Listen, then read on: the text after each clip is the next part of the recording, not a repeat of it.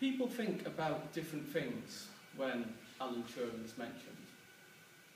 Some people think about the pioneer of computer science. The reason we have things like the Turing test or Turing machine. Some people think of the Second World War codebreaker. Think of him as a war hero who never held a weapon. Some people think about the injustice he felt in his life. As a gay man at a time when homosexuality was illegal, he was arrested in 1953 for indecency. And some believe that the consequences of this included his suicide. The real story behind each of these is of course more complex, but it's pretty obvious that we're dealing as much with an icon as we are a man. Turing has a statue in Manchester, and as it happens, I was to visit a friend in Manchester on the weekend of the 23rd of June, which would have been Turing's 101st birthday. I'm a computer scientist, and I'm very aware of the place Turing has in the history of the field. And I mentioned to a couple of colleagues that I would visit the statue, perhaps lay some flowers, a little bit of a gesture, connection to the history. So these colleagues I mentioned, one thing led to another. And pretty soon I found myself on a train to Manchester, preparing to lay flowers not just for myself, but for colleagues at Swansea University in Computer Science, at UCL, at Oxford University, at Loughborough, at Newcastle, at Aberdeen, at Johns Hopkins in the US, and many more. It slightly caught the imagination. So, I reached my friend's house and explained the plan, and she's sceptical. But fortunately, two of her housemates are nerds, and they want in. And importantly, one of them has a car. At Morrison's, I pillage, and there really is no other word for it, the flower display of 16 bunches. And I'm in the queue, and people are looking at me thinking, it's quite the apology that man's making. I wonder what he's done. So we pile into the car, and we speed off to Sackville Gardens, which is where the statue is.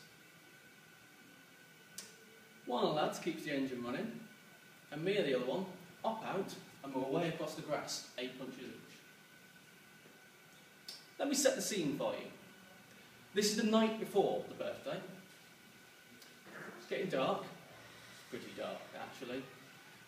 And Sackville Gardens is diamond-shaped, with a park bench on each side.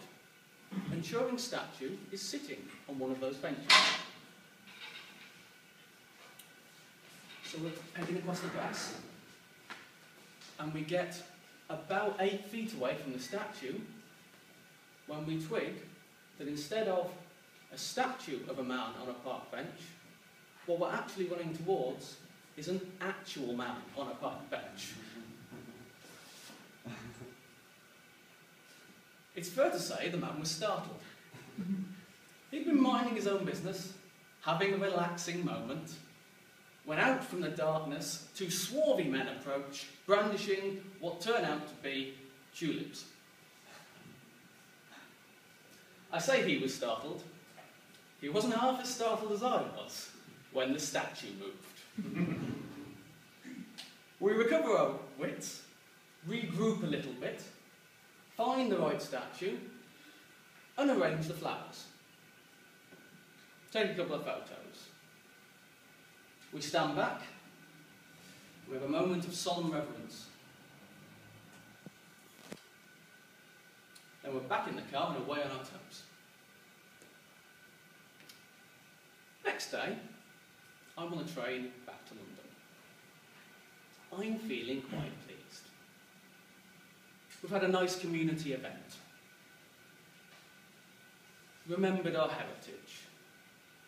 Done something nice little out of the ordinary thing on the weekend. Time to think of the next thing to do. Everyone who wanted some flowers laid on their behalf, they've sent me the costs, and also a small donation to go to the Bexley Park Trust. So it's a nice charity event. I'm quite happy with this. Mind my own business. Thing is, we'd reckoned without the people of Manchester, who, it turns out, like to join in. So while I speed southwards, more flowers appear. And more flowers appear. And then a balloon with Happy 101st Birthday appears. And a party hat. I'll be honest, I'm not sure about the party hat. I was going for solemn reverence. Everyone's got a right to, celebrate as they choose. And then a couple of people started taking photos. And at this point, it went a little bit viral. So, when the first photo on Twitter hit 4,000 retweets, I went and hid under a blanket. That's not just 4,000 people who've seen it, that's 4,000 people who saw it and liked it so much that they wanted to share it with everybody they knew. By the end of the day, it was 10,000. Thousands of likes on Facebook, hundreds of comments. Of course, one of the rules of happy interneting, new verb, is do not read the comments. Do not read the comments. But I did, and I was shocked, because they were all positive. Overwhelmingly positive. People talked about crying with happiness, cheering. It was an overwhelming tide of positivity towards Turing and what he represented to people, in whatever aspect that was. How often does that happen? A thing on the internet that everybody liked. So, I'm going to leave you with two thoughts.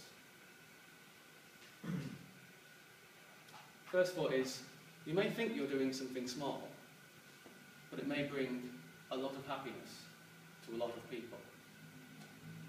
And the second thought is this. It's going to be a lot of fun next year. Thank you very much.